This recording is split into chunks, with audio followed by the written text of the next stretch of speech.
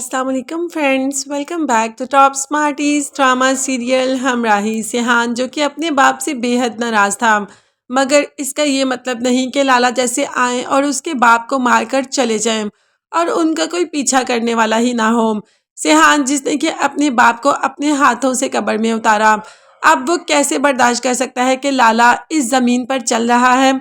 लाला को भी तो अब जमीन के नीचे ही होना चाहिए। सिहान जो कि लाला को मारकर अपना बदला लेना चाहता है, मगर इल्हाम ऐसा नहीं चाहती।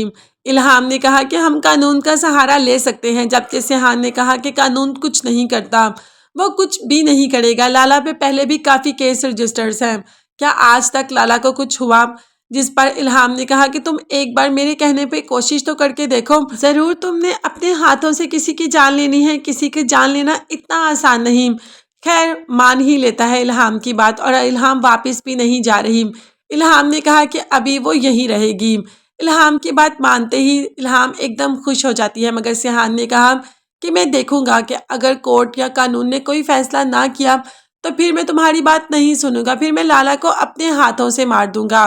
अब लाला के पास ज़करिया है। ज़करिया जो कि हर यहाँ की खबर लाला को देता है और लाला से अच्छे खासे दाम वसूल करता है। इस बात का आइडिया सिहान को हो जाता है, क्योंकि सिहान को पहले ही उस पुलिस वाले ने कह दिया कि जो है तुम लोगों के आपस में ही बीच में ही कोई गद्दार है जो सब कुछ वहां पर बताता है। और सिहान ने उसी के जिम्मे ये काम लगाया था कि तुमने मुझे पता करके बताना है कि वो कौन है।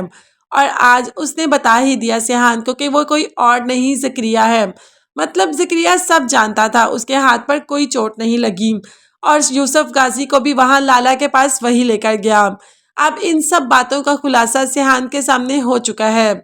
सिहान चाहता तो ज़करिया के सामने अभी ही कुछ ना कुछ फैसला कर देता या उसे कोई ना कोई फैसला सुना देता, मगर वो ज़करिया के मुंह से सुनना चाहता है कि ज़करिया जो के पीछे से लाला के साथ है, सिहान के साथ क्या करता है। सिहान भी देख रहा है और ज़करिया इतना पैसा लेकर बैठ गया। दूसरी तरफ रानिया और वजीर जो कि अभी भी लाला के कब्जे में है, मगर लाला ने रानिया को कोई भी नुकसान नहीं पहुंचाया, उल्टा वो तो रानिया का निकाह किसी से करवाना चाहता है और घर में सबको कह भी देता है कि बस निकाह की तैयारी करो, रानिया का निकाह होगा। शायद वो रानिया का किसी अच्छे इंसान से निकाह करवा दे, जो उसके बेटे ने किया उस पर पर्दा ही डल जाएगा ना। ज़करिया के सामने सिहान ने इस बात का जिक्र कर दिया कि हमारे बीच में से ही कोई गद्दार है जो हमारी सारी बातें जाकर बताता है लाला को। ज़करिया ने कहा कि बाबा ये आप कैसी बातें कर रहे हैं, ऐसे हमारे में कौन हो सकता है ना, हमारा बहुत करीबी हो सकता है। तो बस ज़करिया ने कहा कि आप मुझ पर शक कर रहे हैं, जिस पर सिहान ने कहा कि शक नहीं, मुझे तुम पर यकीन है। तो बस इसके बाद ज़करिया ने मारने की कोशिश की सिहान को।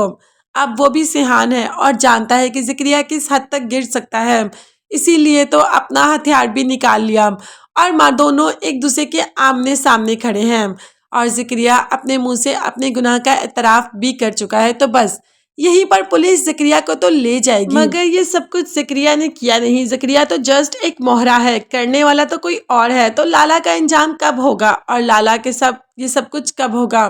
तो पुलिस बहुत जल्द ज़करिया के बयान के बाद लाला को भी पकड़ लेगी। यूं सिहान के सारे मुजरिम उसके सामने होंगे, वो भी अपने हाथ बिना किसी खराब किए बगैर, मतलब अपने हाथों से किसी को भी मारे बगैर। और उसने इल्हाम की बात मानी और उसके साथ सब अच्छा भी हो गया। देखते हैं आगे इन दोनों की केमिस्ट्री क्या होगी। तब तक के लिए सब्सक्राइब कीजिएगा। अल्लाह हाफ़िज़।